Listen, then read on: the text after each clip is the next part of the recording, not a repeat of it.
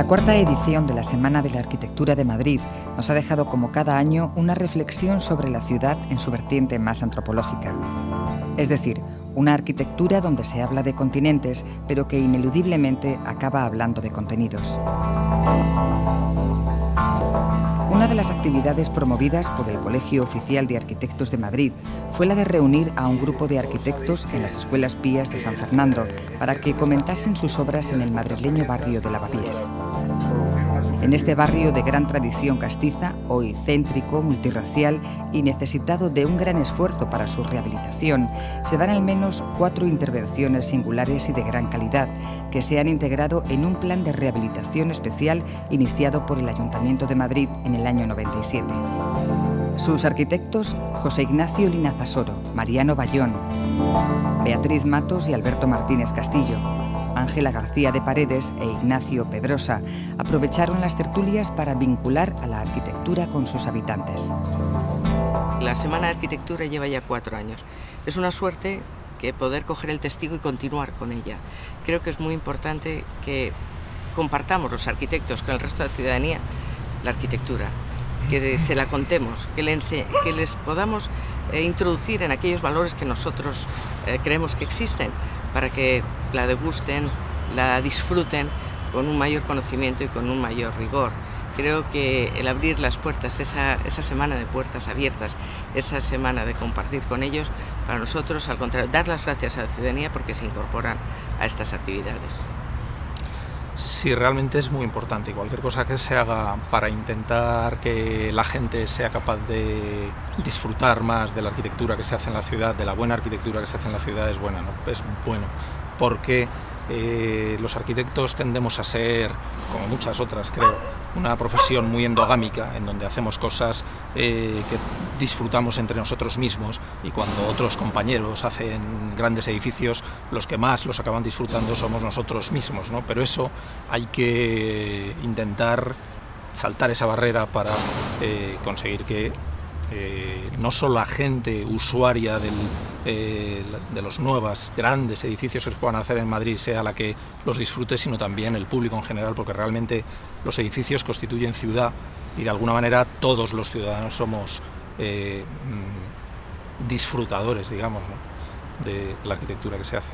Yo entiendo que la arquitectura no es un arte como muchas veces se entiende, en el sentido de una ocurrencia o de un capricho del arquitecto, sino que fundamentalmente tiene una función social, es decir, debe de responder a unos intereses colectivos y a unas necesidades colectivas, ¿no? No solamente de tipo material, sino también de otro tipo, ¿no?, de tipo más general, estético, espiritual o como se quiera llamar, ¿no? Y yo creo que el transmitir esto, el acercar la arquitectura, y no solamente la arquitectura antigua, los monumentos del pasado, sino la arquitectura que actualmente se hace al público, a mí me parece una cosa muy positiva. Estas semanas que de las que podemos estar hablando en este momento, yo creo que lo que hacen es un poco que también se mire a esas arquitecturas que están presentes absolutamente en la vida pública de los ciudadanos, que en muchos casos son elementos de interés extraordinario desde el punto de vista arquitectónico, incluso más que algunos de los que se tildan como grandes eventos, ¿verdad?, pero que en definitiva nosotros necesitamos los arquitectos que se mire. La actualidad ha destacado recientemente al Teatro Valle Inclán, situado en la misma plaza de Lavapiés, por ser el Premio Nacional de Arquitectura de este año.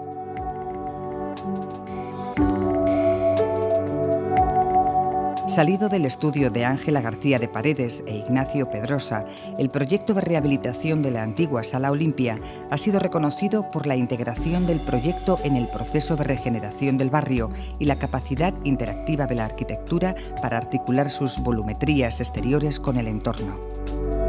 Es cierto que es un barrio que ha sido bastante castigado, ¿no?, por la historia. Hay que pensar que en el otro caso, las escuelas pías, era la ruina que más años llevaba en Madrid, ¿no?, del principio de la Guerra Civil, es decir, una ruina que ha estado 50 años en el centro de la ciudad y de un cierto tamaño, ¿no? En el caso de la Sala de Olimpia, se buscaba hacer una política de crear unas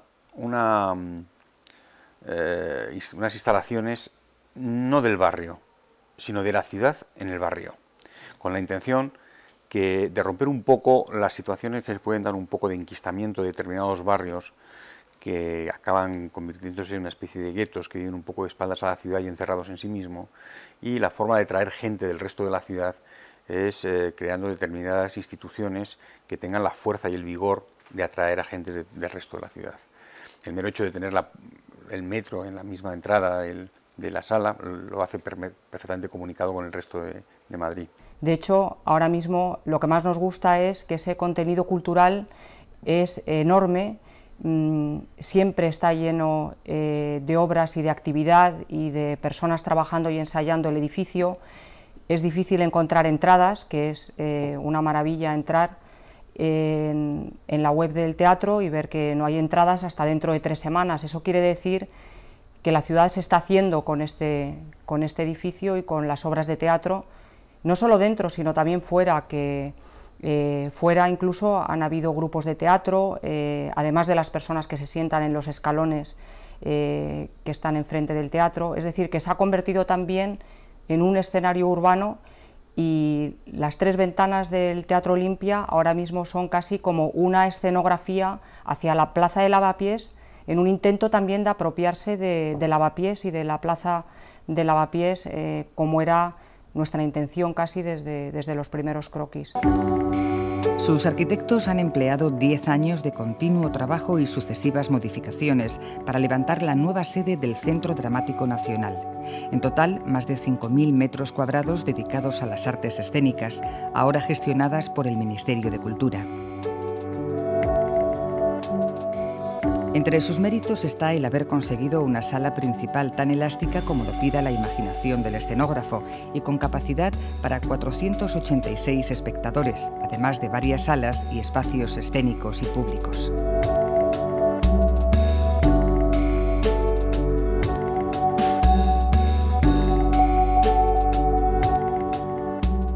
Todos estos años y distintas etapas pues han ido modelando un edificio que es bastante singular, tanto por el contenido como por la imagen que ofrece hacia la ciudad.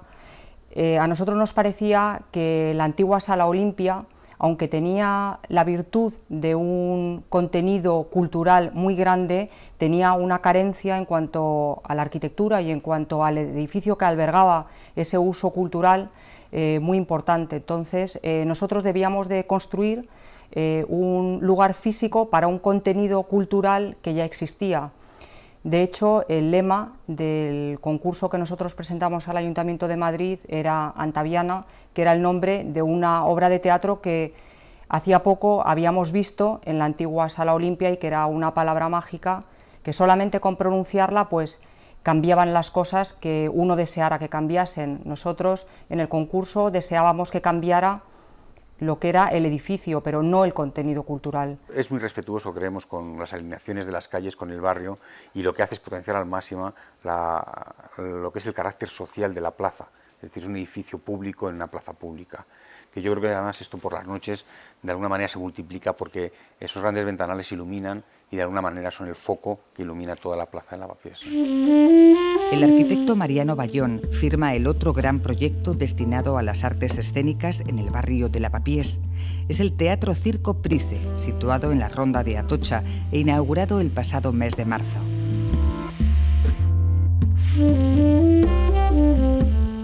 Además de sus reconocidas cualidades arquitectónicas, este conjunto tiene el valor añadido de subsanar una deuda de la ciudad de Madrid con el mundo del circo. 30 años después de la desaparición del último escenario estable de la capital, se construye este circo permanente, dotado además de diferentes espacios para potenciar la actividad cultural del eje Prado-Recoletos. Estamos hablando de un lugar en el que se van a poder dar muchas cosas, no solo ya el circo a que estamos acostumbrados, en sus nuevas fórmulas, que hay cada día unas nuevas fórmulas para el circo, pero en el fondo este es un lugar donde las artes escénicas, incluso de la vanguardia, van a tener su acogida, ¿no? Es esa vieja ilusión también de los teóricos de las artes escénicas de los años 30, ¿no?, de los modernos. Estoy hablando de Meyerhold, estoy hablando de Piscator, de tantos, el propio Gropius, un arquitecto que diseñó, pensó el teatro total, que se llamaba, con la pista centrada. Es exactamente el mundo del circo, de manera que hoy se juntan todas las cosas. Para los que añoran el Circo Price de Madrid y para los que ven con cara de futuro, un nuevo incentivo que puede formular culturalmente una base importante de generación de ideas.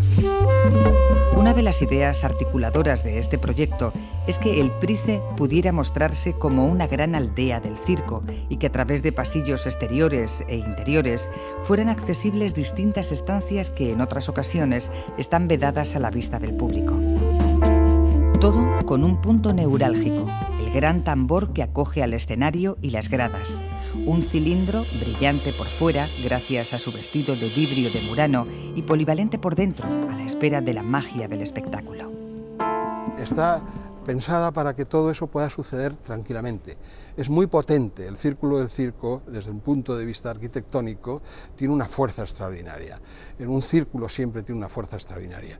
Yo he tenido un gran placer de encontrarme con la forma circular, que siempre lo estamos degustando, por ejemplo, en las corridas de toros, con una mayor dimensión, pero aquí el espectador, el grupo de espectadores están más cerca, de manera que se acogen entre ellos con una fuerza extraordinaria. No solamente es el espectáculo, sino es el propio público que forma ese anillo.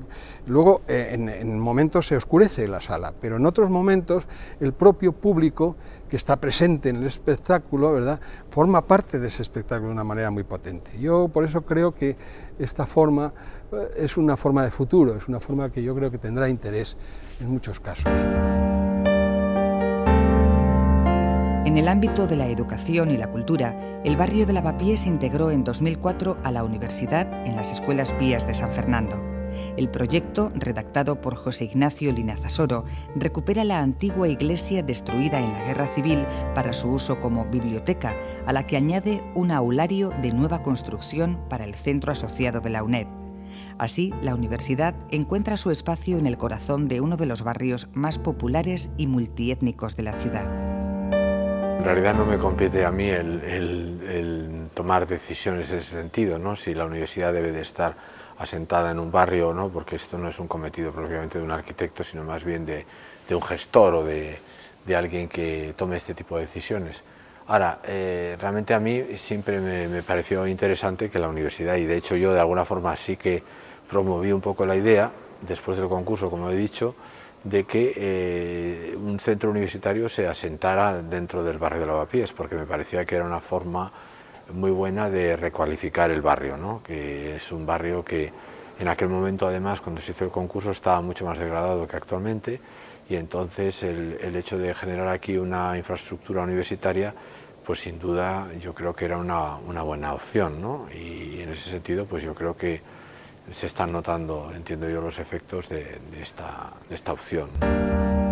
El emplazamiento para este núcleo cultural y educativo de 4.200 metros cuadrados comparte protagonismo con una de las plazas con más vida del barrio de Lavapiés, la de Agustín Lara, también rehabilitada por el arquitecto Donostierra. La rehabilitación y la construcción de nueva planta han sido cosidas por un lenguaje unificador que nos remite a las claves de la arquitectura de Linazasoro, patente en otros edificios de uso educativo. En realidad fue un concurso que convocó el Ayuntamiento el año 96 y que tampoco tenía un programa definido. Aquí lo que había era un solar, que era el solar que ahora actualmente está ocupado por el aulario, donde antes hubo un cine, el cine Lavapiés, y después existían unas ruinas de las antiguas escuelas pías de San Fernando, que es un edificio que desapareció cuando la Guerra Civil porque fue incendiado y nunca se reconstruyó. Y bueno, entonces después del concurso yo me puse en contacto con la UNED y se elaboró un programa que consistía en lo que actualmente se ha hecho, ¿no?, o sea, una biblioteca asentada en las ruinas y un aulario en el solar del antiguo cine. Esa es un poco la la gestación digamos, del proyecto, ¿no? Pero entre los trabajos de rehabilitación destacados y con mayor influencia en la vida del barrio y en el diálogo de la ciudad está la intervención en el Casino de la Reina. Los arquitectos Beatriz Matos y Alberto Martínez Castillo han desarrollado 3 tipos de actuación sobre un mismo elemento. Han remodelado un parque,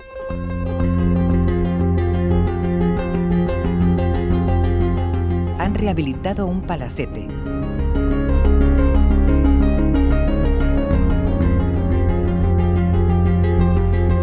y han diseñado un centro de día para ancianos.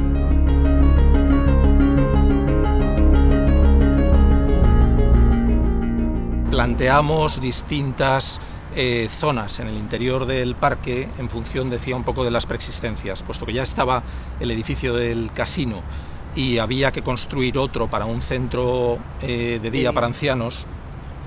Dejamos la parte norte, la que linda con la calle Casino, un poco para las edificaciones. También existía este pequeño pabellón de jardín, bueno, que se destinó finalmente a una guardería, ¿no? Pensamos que era muy importante también una zona suficientemente extensa de vegetación que fuera un pulmón para el propio barrio, ¿no? Y luego, como tú decías, una zona de vegetación y una zona de juegos para que esa zona de vegetación se pudiera respetar. Y eso conllevó a unas canchas de deportes en la parte que da a la calle Embajadores. Me gustaría destacar, hablabas tú de las zonas, más que las zonas, las formas con las que se usan las distintas partes del parque. Nos parecía interesante que en un parque, aparte del deambular, el recorrerlo, el correrlo, hay la forma de percibirlo, de sentarse. No existe un ataque de bancos que mande usted 2 camiones de bancos, no. Deje que cada uno recorra y encuentre su sitio. Hay lugares para pandillas más jóvenes, para pandillas de personas más mayores que se reúnen en el parque después de una vida laboral más intensa, ¿no? Y luego hasta piezas más concretas de madera en torno a una zona de juegos, como puede ser la zona del ping-pong, zona para pequeños. Existen muchas variantes de cómo percibir el parque cada individuo. La iniciativa de recuperar el Casino de la Reina ha aportado a Lavapiés un parque de excepcional valor. Primero por la falta de zonas verdes en este barrio de difícil urbanismo, pero sobre todo porque el parque se configura como un espacio público fundamental. Favorece el encuentro, la interrelación entre vecinos y los distintos usos que se pueden elegir en un espacio abierto y natural. Nos encontramos con un espacio, con una manzana con forma triangular, aunque no en toda la manzana se interviene porque está el Instituto Cervantes en la esquina sur, muy fragmentada y con muchos cambios. Cada propiedad ha hecho modificaciones, existen muchos cambios de nivel en la base del suelo, lo cual era muy importante para llevar a cabo la transformación del parque, ¿no? De alguna manera lo que había que hacer era unificar todos aquellos cambios de nivel, dar una continuidad a lo que un espacio público requería, y sobre todo un tema importantísimo era mantener el arbolado que existía, que de alguna manera era lo característico y lo más importante del lugar, ¿no? La gran suerte de que se planteara hacer un parque en un sitio como ese era que el parque de alguna manera ya estaba hecho, ¿no? Porque ya tenía lo que un parque tiene que tener, que son unos árboles importantísimos, históricos, ¿no? En este caso bicentenarios, hace más de 200, casi ya llegamos a 300 años. Y esos ejemplares de álmeces eran realmente la reliquia del parque. Pero yo te contaría otra cosa. Isabel II tenía este parque para deleite con sus vasallos o con sus gentes. Y nosotros pensamos que tenía que ser el deleite de las gentes que lo rodean actualmente. Hay 2 tipos de población. Por arriba, la parte de Lavapiés muy consolidada y con un cambio importante de ocupación. Tenemos nuevas gentes que lo ocupan, más civilizaciones, más etnias, más gente. Y por la parte baja de Lavapiés, después de la Ronda de Toledo, existe una población joven, de matrimonios jóvenes, en unas viviendas jóvenes. Tenía que ser un lugar de encuentro, como tiene que ser Madrid, un lugar de encuentro entre las dos tipos de ocupación. Lavapiés, 10 años después de iniciarse el plan de rehabilitación, cuenta con nuevos espacios para las demandas de cultura y ocio de toda una ciudad. una forma de hacer permeable y revitalizar un barrio en la que la arquitectura ha sido protagonista.